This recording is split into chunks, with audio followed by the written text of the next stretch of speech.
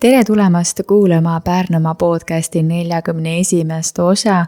Mina olen Regina Jaakson ja jätkuvalt salvestame Pärnu Hoobis. Täna me räägime ühest ütlemata ägedast nädalast, mis alles hiljuti toimus minule teadaolevalt. Jah, nädal, millega täpsemalt tegemist on. Kohe uuringi. Tere tulemast, Sirelin Jürgens. Tere! Alustame siis algusest, mis asi see jah, nädal on? No jah, nädal oligi... No me algselt tahtsime tegelikult selle teha kui kiusamisvaba nädal, aga meie õpilasesindusest tuli mõte, et muuta see pigem mitte nii negatiivseks, et see sõna kiusamine on nii negatiivne nagu tagamõte on sellel, et muuta see rohkem positiivseks ja kuna meie kooli nii-öelda hüüdlause on ka jah, et julgus, avatus, hoolivus, siis sealt tuli ka idee, et selle sõna paneks siis sinna nimeks ja sealt see niimoodi alguse sai. Ühisgümnaasiumis oli see, jah? Jah, nädal, jah. Aga rääkides siis jah nädalast, et mis see endast siis kujutas, mis teil toimus kõik selle raames? Ja see oli meil siis 2. kuni 6. märts, ehk siis põhimõtteliselt kohe peale, kui vaheaeg lõppes, siis meil oli esimene päev oli kohe meil paneeldiskussioon, kus me olime siis kutsunud kohale erinevad inimesed erinevatest valdkondadest oma kogemust rääkima, siis kuidas nemad tulevad toime erinevate pingetega või kuidas üldse õpilased võiksid toime tulla stressiga, sest stress käib väga kergelt kooli ja õppimisega kaasas, eriti gümnaasiumis, sest seal tulevad igasugused muud mõtted, et ma pean nüüd pingutama, sest et tulemused tuleb eriti head saada, kui sa tahad kuskile kindlasse kooli saada. Siis jah, meil algas see siis diskussiooniga, kus meil oli kohale tulnud sotsiaalmeedia täht Alex Aus, sealt Aus Koka Show'st. Siis oli meil endine haridus- ja teadusminister Liina Kersna, oli psühholoog Annabel-Liis Mitt ja siis lisaks olid meie enda kooli õpilased, õpilasesinduse president Kristo ja Brita Lisbeth. Mis te siis teada saite sellelt päevalt?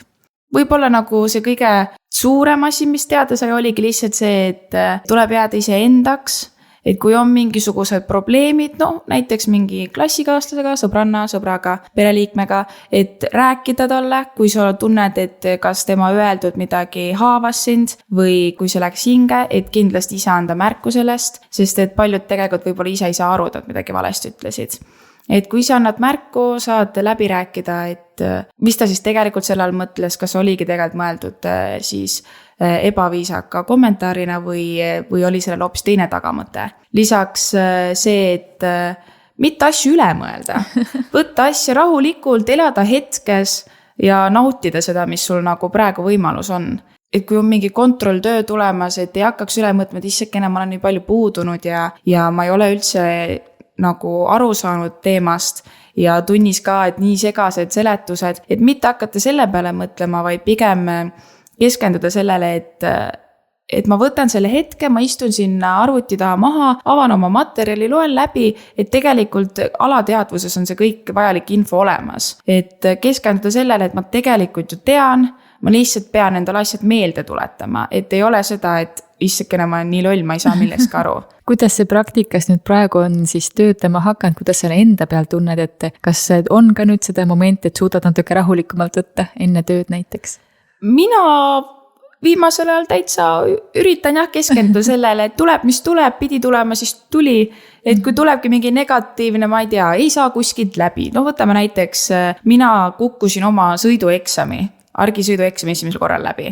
Ja ma olin täitsa pettunud. Selles mõttes, et ise olen perfektsionist, kõik peab kohe välja tulema. Ei tulnud välja, aga mul ei ole mõtet jääda hetke kinni selle mõttega, et ma nüüd olen saamatu, ma ei saanud hakkama, kui mul on tegelikult kohe võimalik panna uus aeg kirja, maksan selle 50 € ära ja lähen uuesti tegema. Et mitte alati ei saa kinni jääda ja keskenduda ainult sellele, et mul läks halvasti, vaid pigem mõelda, et kuidas ma siis seda asja uuesti parandada saaksin. Et panin uue aja kirja, tegin ära ja nüüd sõidan ringi ja tunnen ennast vabalt ja täielik vabadus on. Et ja ma pigem üritan nagu vooluga kaasa minna, üritan iga hetke nautida, mis mul on, vahet ei ole, kas ta siis on pingelisem või mitte, et ma pigem üritan ennast maha rahustada selle mõttega, et tuleb, mis tuleb, peaasi, et ise on nagu siuke hea vibe ja siuke mõnus meeleolu oleks sees. issand, kui elutargad mõtted oleks mul keskkoolis pooltki sükest oidu olnud, et võtta vabamalt, mida sa stressad asja peale, mida sa nagunii selles hetkes, kui sa stressad, muuta ei saa. Et kui on vaja midagi paremaks teha, siis tegele tagajärgedega ja teegi paremaks, on ju. Jah, et me ju tegelikult õpime oma enda vigadest. Kui jääda kinni sellesse veasse, siis sa ei jõuagi kuhugi. Et tuleb vaadata pikalt ette tuleviku poole ja nii need asjad nagu lahenevadki. Et mul just Emps ka rääkis siis, kui selle sõidueksami läbi kukkusin. Mul on siuke asi juhtunud, mul on selline asi juhtunud ja nii edasi. See kõik ongi see, mis kujundab minust selle, kes ma praegu olen. Et tänu kõigele sellele, mis ma olen kunagi läbi elanud või kõik need halvad asjad, mis ma olen varem kogenud. Et see on see, mis minust kasvatab selle tugeva inimese, kes ma praegu olen. Emps on mulle alati öelnud, et alati tuleb mingis asjas leidma positiivset. Et ei saa alati olla, et okei, no siin ei ole mitte midagi positiivset. Igas asjas on midagi positiivset. Kukkusin läbi midagi, no olgu, tore oli ikka ju. Et selles mõttes ma vähemalt proovisin. Et see on juba kõige tähtsam. Istud seal üksi nurgas, ei tee mitte midagi, mõtled ainult selle peale, et ma kukkusin jälle läbi, see ei aita millegagi. Et siht silme ees, oled enesekindel ja sihikindel ja kõik on niimoodi võimalik tulema. Kuidas su tutvusringkonnas on, kas selline mentaliteet nagu sul on nagu paljudel? See tundub mulle nagu heas mõttes next level on ju, et kõik nagu ei tundu vähemalt olevat nagu selles kohas omadega juba. Ja kuidas su tutvusringkonnas on, et kas te nagu oletegi kõik sellised, kuule, saame hakkama, chill on ju? Kõigepealt, aitäh!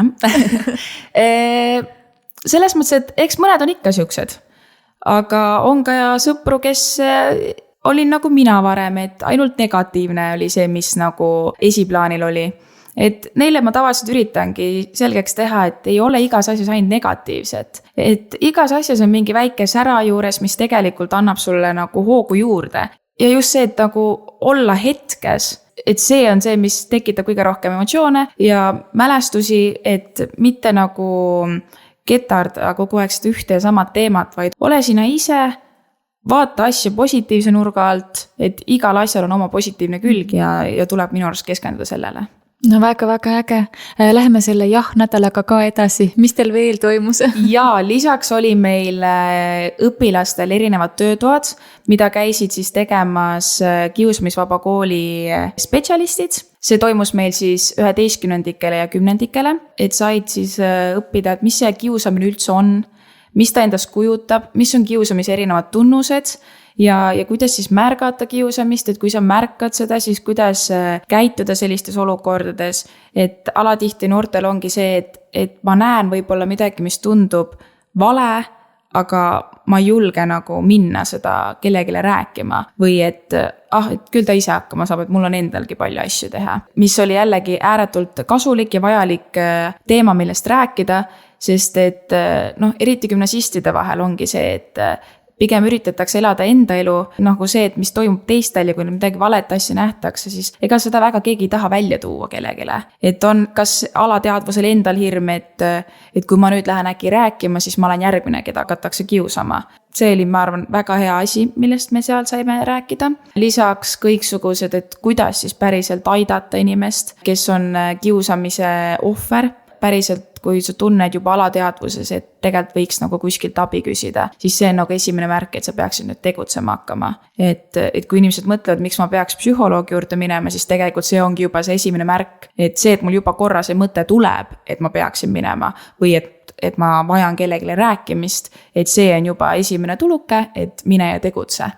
Ja õpetajad said ka koolituse, nemad siis said erinevad kiusamisjuhtumite ülesanded, kus nad pididki siis paika panema, et mis kiusamisega oli tegu, et kas oli siis verbaalne, füüsiline, oli see hoopis küberkiusamine, panema kirja need tunnused, mida nad kõike märkasid ja kuidas siis sellises olukorras võiks käituda. Et ei olnud mitte ainult õpilased, kes said targemaks, vaid said ka õpetajad.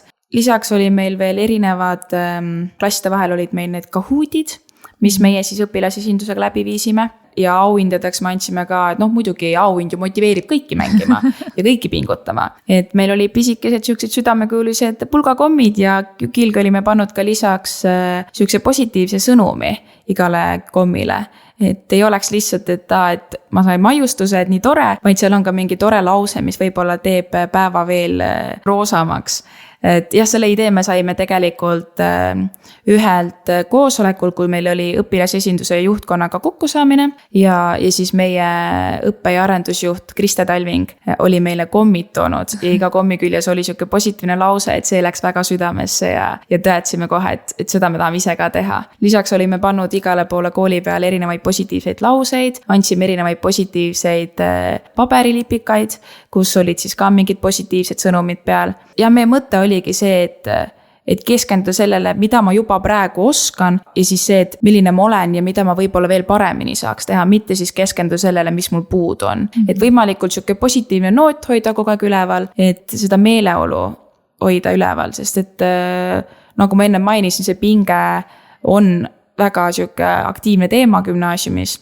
Et selle nädala jooksul me üritasimegi keskenduda pigem, et inimesed vaataksid seda, millist nad tegelikult on, mitte ei keskenduks sellele, mis nad kõike valesti teevad. Et meil oli ka nüüd mõni aeg tagasi oli 9-ndikele õpilastele ja lapsevanematele oli ka samamoodi diskussioon, kus olin siis mina ja veel 2 õpilast, nii siis 10. klassi õpilaste esindaja ja 11. klassi õpilaste esindaja ja 2 õpetajat. Ja siis üks meie inglise keele õpetaja Anne-Maria ütles, et tema hindab seda, mida tegelikult õpilane juba oskab, mida ta teab, ta hindab tema teadmisi, mitte siis seda, mis tal puudu on. Et see jäi mulle sellel päeval, sellel diskussioonil väga kõrva ja see on ilmselt see ka, mida mina hoian alati endal nüüd alateadvuses, et miks keskenduda sellele, mida mul ei ole, kui ma võiksin keskenduda sellele, mis mul tegelikult juba on.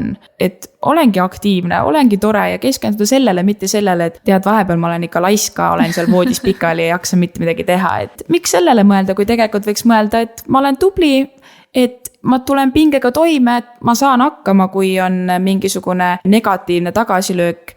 Et ei ole vaja mõelda kogu aeg, et pekki, ma pean midagi parandama. Vaid, et ma olen selline, nagu ma olen ja see tegelikult on täiesti piisav.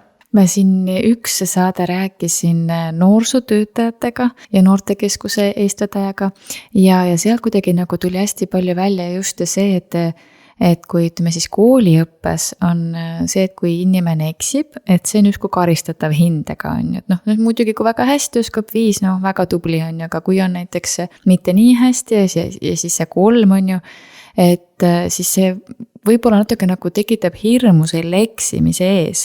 Keegi ei taha ju vaadata suurelt punasega rasvaselt kirjutatud number 2 seal peale on ju näiteks on ju, või on tähed, kuidas keegi kuskil on, eks ju. Et see hirm eksimise ees on ikka päris jõhker tegelikult ja siis on nii tore, kui keegi vahepeal võtab neid pingeid maha, et see on okei. See, kui sa siin ühes hetkes nagu eksid, see ei tähenda, et see siin tervenisti defineerib. See ei ole ju sina, sul on nii palju erinevaid tahke veel, eks ju. Ja meil seal nädala diskussioonis Liina Kersna rääkis ka, kuidas tegelikult õpetaja ja õpilase suhe mängib nii suurt rolli tänapäeval, et kui sul ongi õpetajaga halvad suhted, siis sul ei ole seda motivatsiooni. Sa tunnedki, et ta hindab mind valesti, et kõik, mis nagu selle tunni ja selle õppetööga kaasas käib, kus on siis see kindel õpetaja, et sa näed ka ainult halba. Et kui sul on õpetajaga head suhted, minul on nagu vedanud selles, et mina olen nüüd gümnaasiumis on mul ääretult head suhted kõigi õpetajatega, sest nad on lihtsalt nii toredad ja nad on nii positiivsed, et kui sa lähedki kooli, sul on juba seal trepi juures ootab sind juba üks õpetaja, üks koolipere liige ja juba tervitab sind, et see on see, mis on, et ma olen oodatud. Et õpetajad peavad õpilastele suutma jätta enesetunde, et kui nad klassist välja lähevad, et ma olen piisav, ma olen piisavalt tark, et mitte jätta see, et mina sain põhikoolis näiteks enda ühelt õpetajalt kogemuse, et ma olen ääretult halb inglise keeles rääkija. Ma tegin igatepidi vigasid seal ja gümnaasiumisse minnes oligi mul hirm, et kuidas ma hakkama saan, kuidas ma nüüd pean, et siis on ju meil ju gümnaasiumi lõpus on ju inglise keele nagu kohustuslik riigieksam. Et kuidas ma teen selle ära, kui mulle just on öeldud, et ma olen nagu tegelikult ikka täitsa nagu puuga vastu pead saanud. et see nagu õpetajad suudavad tegelikult õpilaste mõttemaailma väga hästi mõjutada. Kas siis oma negatiivsete kommentaaridega või positiivsetega.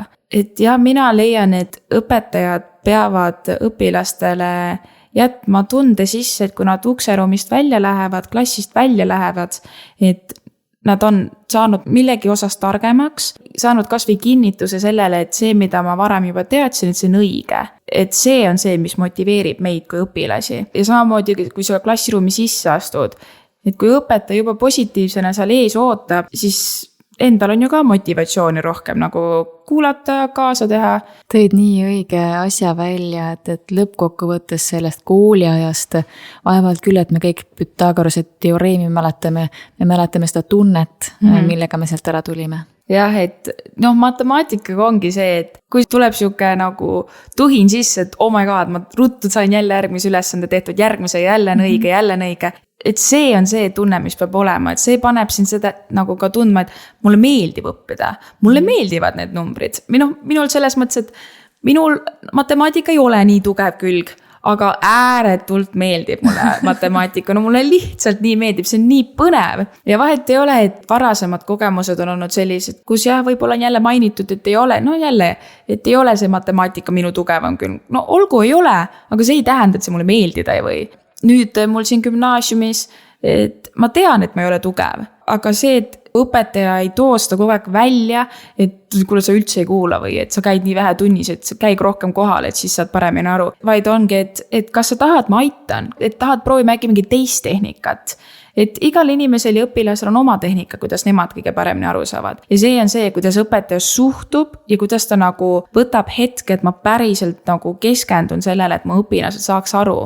Et see on nii oluline asi ja nii oluline teema, et ma tean väga palju tuttavaid, kellel on kogemus, et õpetajad lihtsalt võtavad selle motivatsiooni maha õppimiselt. Ja siis tuleb jälle sellega kaasneb ju ka see, et sa oled nii laisk ja sellega jälle kaasneb, et ma hakkan enesekriitikat väga palju igatepidi ennast tampima. Et sellel on nii palju tagajärgi sellel ühel lausel tegelikult. Kui nagu hoopis õpetaja oleks, et pole hullu, proovime uuesti. Et küll sa hakkama saad, et see võtab ka aega. Kõik asjad ei tule nipsust. Mina kui laulja, näiteks ma ei ole ju kohe sünnist saati oskasin siin hästi laulda, ei käi nii, et see tuleb läbi õppimise ja läbi proovimise. Samamoodi nagu me õpime vigades, samamoodi me õpime läbi proovimise. Et ei saa alati mõelda sellele, et ma nagu pean õpilasele mainima seda, mis tal välja ei tule, vaid mainida seda, mis tal tegelikult juba tuleb, mis annab talle motivatsiooni, seda positiivset energiat, et ma tahan edasi proovida. Vahet ei ole, et on raske, aga ma tahan edasi proovida. Okei, sa tõid väga huvitava Pandora laeka praegu lahti siin, et kuidas siis nagu õpetajatel seda nagu indu ja jõudu süstida, et kuulge, et aidake meid ja meie aitame teid, on ju. Eks see ongi vastastikune. Et selles mõttes, et ega õpetaja ei saa õpilase vastu olla viisakas ja austav, kui tegelikult õpilase poolt seda vastu ei tule. See peab olema vastastikune, nagu meil koolis paljud õpetajad ütlevad, et neil on hea meel tulla kooli, sellepärast et õpilased on ise positiivselt meelestatud ja neil on tahtmist. Ilmselgelt igal asjal on ka nagu oma nagu nii-öelda tagataust. Vahepeal ongi niimoodi, et magasin ka halvasti, et õpetaja tulebki halvema tujuga, seda magas halvasti. See on nagu tavaline elu osa. Võib-olla sellisel hetkel peaksid õpilased ka jälle keskenduma sellele, et kindlasti ei ole asi minus, vaid äkki tal oli midagi. Ma ei tea, äkki ta lõi oma varba just ennem ära.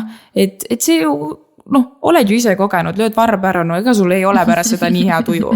Et igal asjal on oma põhjus. Nagu ma ennem ka mainisin, kõik juhtub põhjusega ja kõik see, mis emotsioonid tal võib-olla sellel hetkel õpetajal või õpilasel välja tulevad, ongi see, mis tal just kas ennem juhtus mingi hetk tagasi või eelmine päev. Et me ei tea ju tegelikult, mida iga inimene on ise kogenud. Aga jah, et ma ei eelda, et sa oled õpetajaks, kui sa tegelikult ei armastaks noorte või lastega koos töötada. Et võib-olla jah, tuletad endale meelde, et miks ma selleks õpetajaks tahtsin saada. Et mis see oli see tuhin, mis mind pani, et ma tahan õpetajaks saada. see võib aidata, see võib-olla ei sobi kõigile, me oleme kõik erinevad, aga mina arvan, et kui endale meelde tuletada, et mis see algne põhjus oli, miks ma tegelikult tahtsin õpetajaks saada, et siis võib-olla see annab seda mahti juurde jälle nagu endale tõlgendada, et hästi, eraelus läks midagi nässu, aga nüüd ma olen siin, nüüd ma olen nende noortega, ma olen nüüd nende õpilastega ja nüüd ma keskendun sellele, mis siin on. Et see on raske, see ei tule kergelt, jällegi läbi harjutamise, läbi proovimise, suruda need ebameeldivad tunded ja ebameeldivad kogemused, mis just eraelus oli maha ja nüüd keskenduda ainult hetkele. Et see nõuabki aega, aga kui sul on mahti pingutada ja sellele keskenduda, siis ei takista sind mitte miski.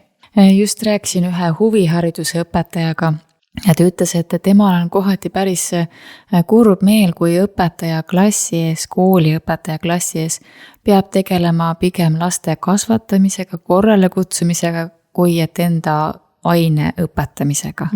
Et see on ja see koht, see vastastikune austus on, et mina õpilasena austan sind kui õpetajat ja sina õpetajana austad mind kui õpilast. Just. No gümnaasiumis on eriti hea see, et mida mina märkasin esimese asjana, kui ma uksest sisse astusin, oligi see, et sind võetakse, ma ei tea, kuidas teistes koolides on, mina igatahes meie koolis tunnen seda, mind võetaksegi kui tegelikult täiskasvanut.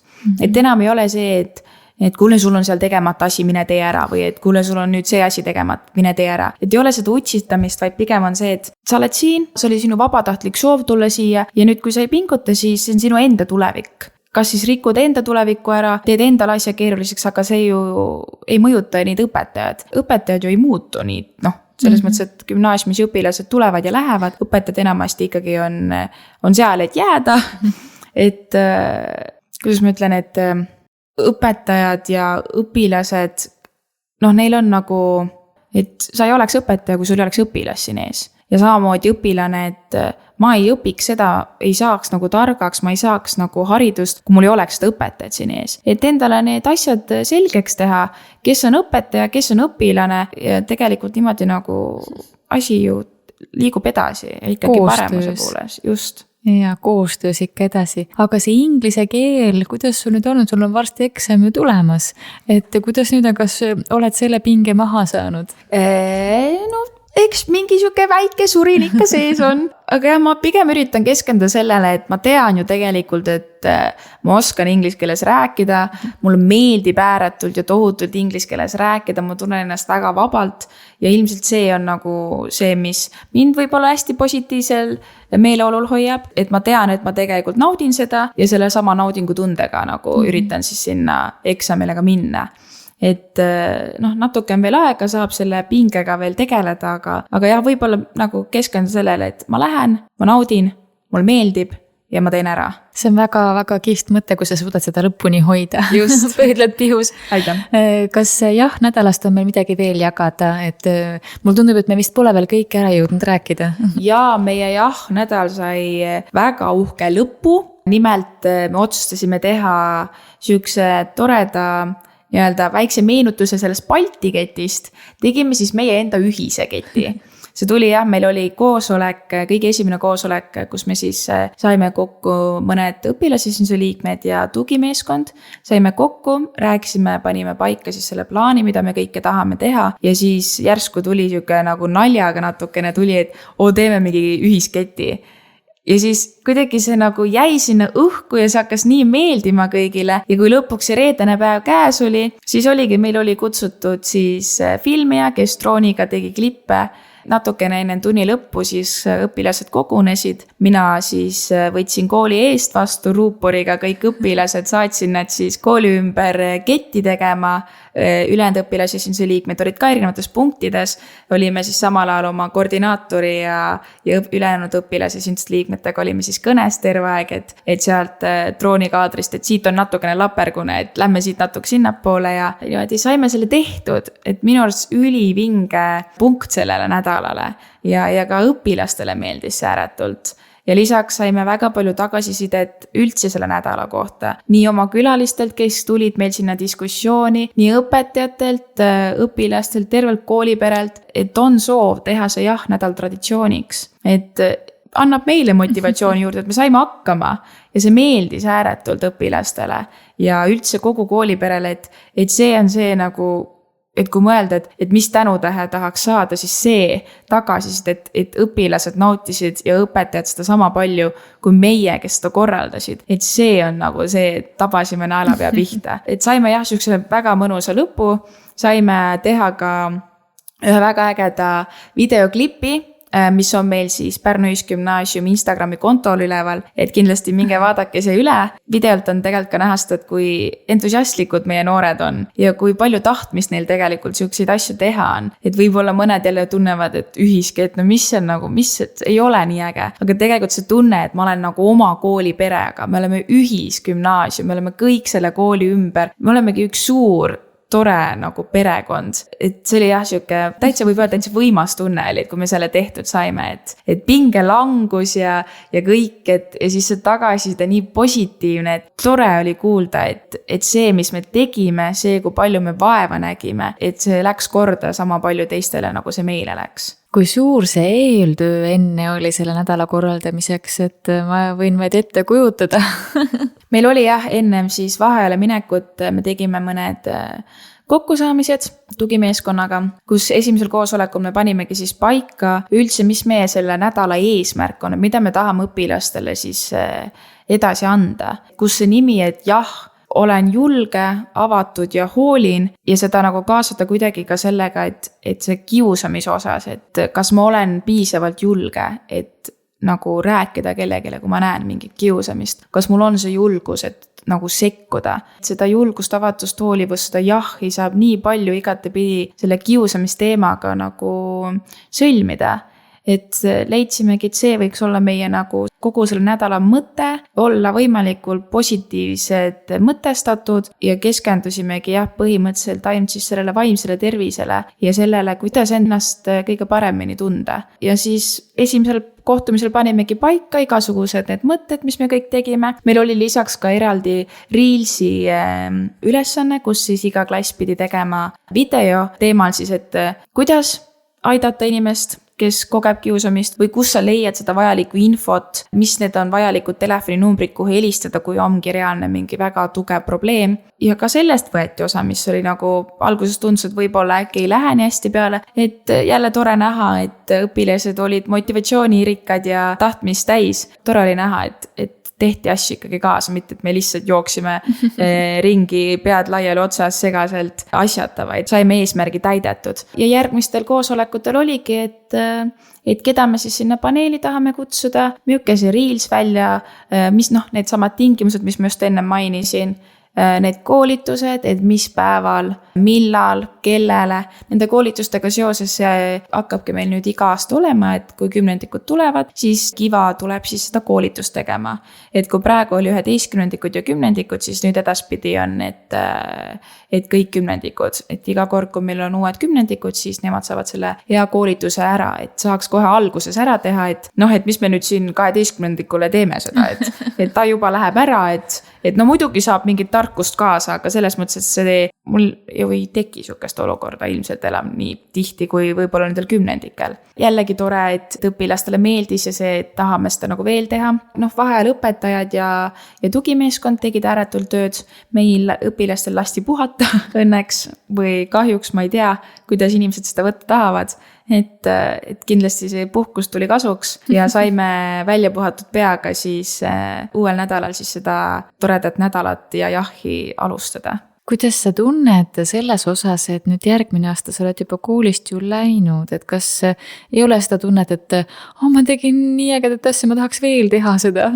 Eks see kindlasti on. Jah, see aasta on nagu eriti aktiivsed oleme olnud, et meil on iga kuu on tavaline, et me saame õpilasesinduse juhtkonnaga kokku, õppe- ja arendusjuht on meile teinud siukse toreda kringli ja istume seal, räägime, mis meil on lihtsalt hästi läinud, kas meil on mingisuguseid murekohti, mida me tahame, vahet ei ole, kas siis kooliga seoses või eraeluga seoses tahame rääkida ja see koostöö on meil hästi hea, et me olemegi ühtse eesmärgi peal väljas, et kool paremaks teha ja kindlasti see on tunne, mida ma jään ilmselt väga pikalt igatsema, sest et see tunne, et ma olen nagu kuskile kogu aeg kaasatud ja mul on nii palju võimalusi antud, just seesama, et mulle anti täna võimalus tulla siia seda podcast'i tegema.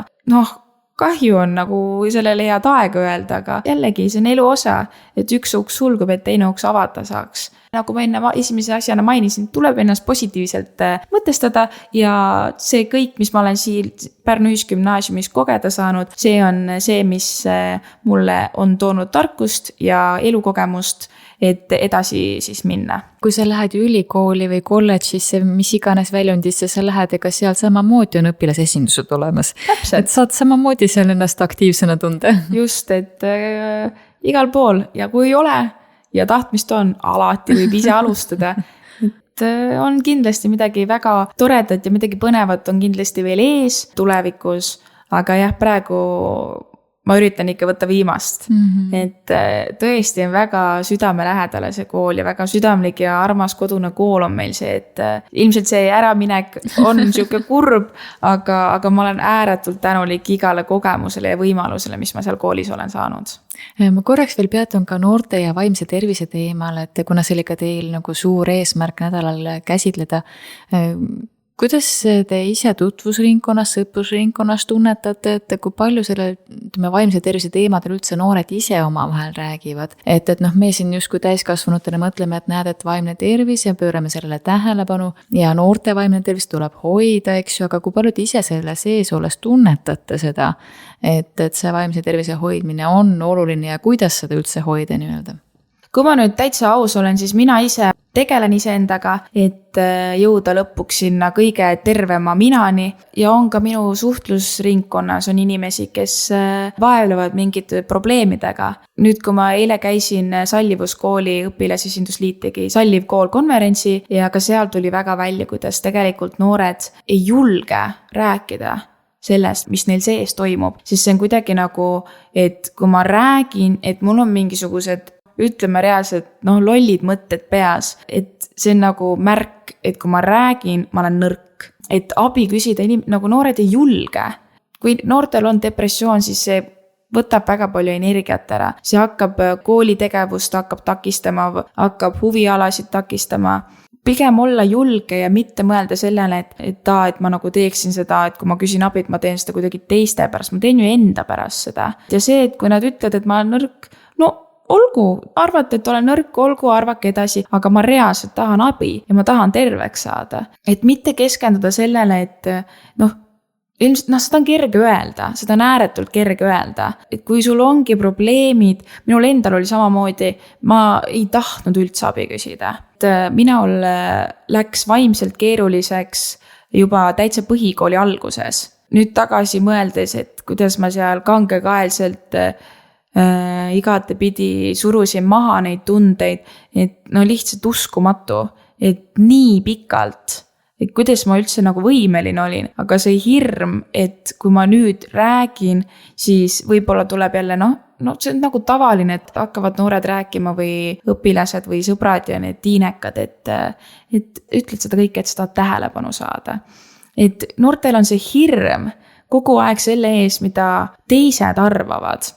Me ei saa nagu jääda kinni sellesse. Me oleme kõik siia maa peale esimest korda tulnud, me kõik elame kõik esimest korda läbi ja me kõik teeme piinlikke asju. Et see, et ma lähen abi küsima, ma ei ole ainukene noor, kes abi käib küsimas. Et samamoodi need suured sportlased, näiteks meie enda Eesti vormel 1 sõitja, praegu veel mitte, aga loodetavasti on, Paul Aron, nagu julgelt avameelselt räägibki, et ta käib psühholoogi juures. Kui sul ei ole peas kõik korras, sa ei saa siukse spordialaga tegeleda, siis sul peab olema see tugev põhi all. Ma ei näe ühtegi noort kuidagi kritiseerimas neid kuulsusi, kes avameelselt räägivad, et mina käin psühholoogi juures. Et kõik on ju tubli, et näe, vaadake, et nii peab. Aga samas, kui sul nüüd tuleb olukord, sinu klassis keegi käib ja ta julgeb sellest rääkida, miks sina siis talle ütled, et sa tahad ainult tähelepanu või et sul ei ole, et teistel on ka. Nagu kuulsustele sa ei ütle, et siis on nagu täiesti normaalne. Aga kui sinu enda vanune, kui sinust natukene vanem, natukene noorem käib, siis see kuidagi on nagu nii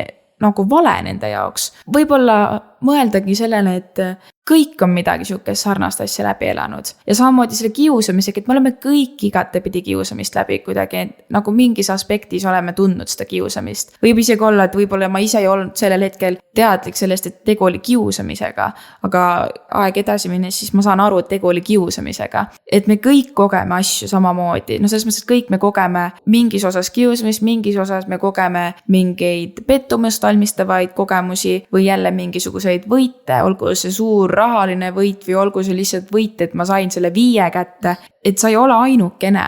Sa ei ole üksi siin maal, kes nagu sihukeste probleemidega jännis on. Mõeldagi sellele, et mul on probleem, ma tegelen sellega. Mitte, et ma ei tea, ma surun selle maha, et küll ta ajapikku paremaks läheb. Et kui see edasi läheb ja muudkui seda asja maha suruda, siis see asi läheb järjest sügavamaks. Ja lõpuks oledki seal endale nii sügava augu kaevanud, et see sealt välja ronimine on nii väsitav ja kuna sinna alla saamine, selle kaevamine juba oli nagu nii suur töö ja siis sa oled seal põhjas, seal pimedas, see võtab kogu motivatsiooni ära, et ma nüüd hakkaksin siit välja ronima. Et pigem nagu, kui sa juba tunned, et oi, mingisugune auk hakkab tekkima, mingisugune väikene, no nagu seal tee peal asfalditel, et on väike auk, et parandame parem ruttu ära, mis me ootame, kui sinna see sügav auk tekib. Jälle nagu noortele edasi rääkida seda, et kui sa juba tunned, et natukene tegelikult hakkab midagi halvaks minema, siis mida kiiremini sa ise abi otsid, seda kiiremini sa saad nagu tagasi selle mina, kes sa olid ennem, kui sa tundsid ka ennast motiveerituna ja positiivsena meelestatult. Et mitte jääda ootama seda hetke, kui nüüd lõpuks on täiesti asi nagu käest ära. Kutsudagi üles noori, et te ei ole üksi. Ja see, et kui keegi arvab, et sa teed seda kas tähelepanu saamiseks, las ta arvab. Sa ei saa tema arvamust muuta. Sa ei saa mitte mingis osas tema arvamust muuta. Tal on see arvamus ja ta jääb sellele kindlaks, aga see, kui sa oled nüüd ütleme neid 20 aastat läheb mööda, sa ju ei mõtle sellele, et issakene, et mul on ikka veel nii halb tunne, et keegi mulle niimoodi ütles. Sa oled sellest asjast edasi liikunud. Et tuleb mõelda endale ja selles mõttes minu psühhoterapeut on rääkinud, et see, et kui sa oled egoistlik, see ei ole negatiivne asi. Et inimesed tihti ütlevad, et kui sa oled egoistlik, et siis see on negatiivne asi. Kas see, et sa paned ennast esikohale, see on ju ääretult oluline tegu. Me näeme seda väga harva tegelikult. Noorte hulgas ongi see, et kui ma ei tea, lähed sõpradega välja kuskile ja nemad tahavad ühte kohta minna ja sina tahad teise kohta minna ja sa ütled, et olgu minge tee sinna, ma lähen sinna. Et sealt hakatakse kohe lugema välja, et ta on nõme, ta ei ole nõus meiega nagu tulema ja värki, igasugused mõtted tulevad sealt, aga tegelikult mõelda seda, et ta ei taha, ta jääb endale kindlaks, ta paneb ennast esikohale, sest et ta ei taha seda teha, ta tahab seda teist asja teha ja ta lähebki enesekindlalt seda tegema. Olla egoistlik ei ole negatiivne asi, tuleb panna ennast esikohale. Ja mitte mõelda sellele, et see oleks halb asi, vaid tegelikult läbi selles hoiad ise ennast nii vaimselt kui ka füüsiliselt. See abi küsimise koht, korraks peatun sellele ühe paralleeliga, et kui näiteks midagi on, ma ei tea, auto on katki näiteks on ju, siis on ju iseenesest mõistetav, et me läheme spetsialisti juurde, kes selle nagu terveks teeb, et siis me ju julgeme abi küsida. Mul endal pole neid tööriistu, millega seda, ma ei tea, karburaatorit, kui see üldse õige väljend on, ära vahetada on ju.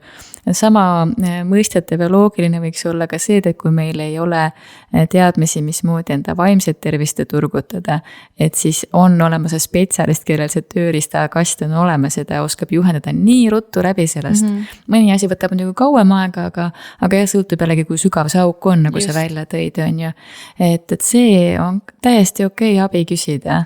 Jah, et meil on tänaseks enesetapu arv noorte hulgas on nii kõrgeks tõusnud võrreldes teiste Euroopa riikidega, et seda on lihtsalt nii kahju on näha ja enamus sellest, mis viib noored suitsiidini, ongi see kiusamine seal koolis ja hirm abi küsida. Et lihtsalt nii nagu valus on lugeda kas kuskil uudisid või kuulda mingeid jutte, et kellelgi jälle kas tütar, poeg, lapselaps, sõbranna, sugulane on jälle iseendalt elu võtnud lihtsalt sellepärast, et tal on mingisugune kius koolis või kuskil spordil. Ma ei tea, kas spordiklubis, trennis või midagi sellist. Et see on lihtsalt, seda on nii kahju kuulda. Peaks nagu noortele rohkem meelde tuletama, et abi küsimine ei ole nõrkus, abi küsimine on tugevus ja kui sa abi küsid, siis sa ju nagu sa ise ka välja tõid, et sa ju küsid selle pärast nagu autoga, et minu auto on katki, kui mu auto terveks ei saa, siis ma ei saa ju liikuda, minu elu läheb raskemaks. Et jällegi mõelda, et kui ma ei küsi abi, mul läheb ju tegelikult endal läheb asi halvemaks. Et see, et mõelda, et see on nõrkus, ei ole. Kui sa ei küsi abi, sa muudad enda elu palju keerulisemaks. Küsid abi, mõndadel ei olegi vaja mingisuguseid ravimid ega midagi, vaid neile piisab lihtsalt see, et nad saavad südamelt ära rääkida. Ja võib-olla jällegi, et kui meil oli selle nädalaga mõte, et kuidas nagu aidata inimesi ja õpilasi, oma sõpru, kaaslasi, kui nad kogevad kiusamist. Et mina kui inimene, kes on vaimse tervise raskusi kogenud, ütlekski, et kõige lihtsam viis, kuidas aidata, oleks lihtsalt ära kuulata. Et see aitab tegelikult nii palju, see tundub, et see ei ole mitte midagi olulist. Aga tegelikult see, et kui sa sellele inimesele teed selgeks, et ma olen olemas su jaoks, et ma kuulan sind, sa oled kuuldud. Need tunded on normaalsed, kõik, mis sa tunned. Mõned, kes on kimpus depressiooniga, ei oska väga sõnadesse panna, mida nad tunnevad näiteks oma emotsioone. Või et arvavad, et see, mis ta tunneb, et see ongi mingi imelik asi. Ei ole. Kõik, mis sa tunned, see on täiesti okei. Ja ilmselt ka see, mis nagu ülimalt aitaks kaasa, on see, et tegelikult sa ei pea alati oskama vastust öelda. Kuulad ära, annad talle lihtsalt märku, et ma olen olemas. Kui sa vajad, ma olen olemas, ma olen ainult telefoni kõne kaugusel. Mina olen nende sõpradele väga palju öelnud, et isegi kui ma olen kuskil välismaal reisil või midagi sükest ja meil on ajavahe, ma ei tea mitu tundi, et helista. No võimalik, et ma ei võta vastu, võimalik, et ma norskan seal voodis samal ajal, aga see, et kui ma näen seda kõne või sõnumit, ma võtan hetke, ma olen olemas. Mitte, et mul reis poolel ära sega mind. Et ei saa nii, et tuleb olla olemas. Kui inimene saab tunda, et mind kuulatakse päriselt, alati ei ole vaja ka öelda, et tee nii või tee naa, et teistel on sama raske. See on nagu kõige valem asi, mida öelda. See teeb asja nii palju halvemaks, et sa hakkadki mõtlema, ei, mul ei ole nii hull. Aga tegelikult sinu jaoks, nagu kes sina oled, mida sina tunned, milline sina oled immuunsüsteemilt ja värki-särki, et see on sellel hetkel tegelikult sinu jaoks on väga-väga halb positsioon, kus sa oled tegelikult vaimselt. Olla olemas oma sõpradele, oma lähedastele ja aidata neil tunda, et see, mis nende sees toimub, see on täiesti normaalne. Et see ei ole vale, et sa oledki, minu ema ütleb mulle alati, et ma olengi hetkel haige, et ma olengi haige. Ja see, mis ma tunnen, see on täiesti normaalne, arvestades seda, et ma tegelikult olengi haige praegu. Et mitte, et ei ole midagi, et sul on ju ammu juba käid arsti juures ja et peaks ju paremaks minema, et ära mõtle üle. Meil on, kõigil on halvemaid päevi. Ja samamoodi depressioon ongi nagu Ameerika mäed. Et sul on palju tõusi, sul on palju mõõnesid. See on väga energiat sööv haigus ja positsioon, kus olla. Aga jah, et kui tunnedki, et su lähedasel või kellegil on selline probleem, et lihtsalt anda talle märku, et ma kuulan sind ja öeldagi, et see on okei, et sa niimoodi tunned. Mitte nagu neid tundeid maha hakata tegema. Viimane küsimus sult, kas sa läheb psühholoogiat õppima? Ei. Ma olen ise siuke...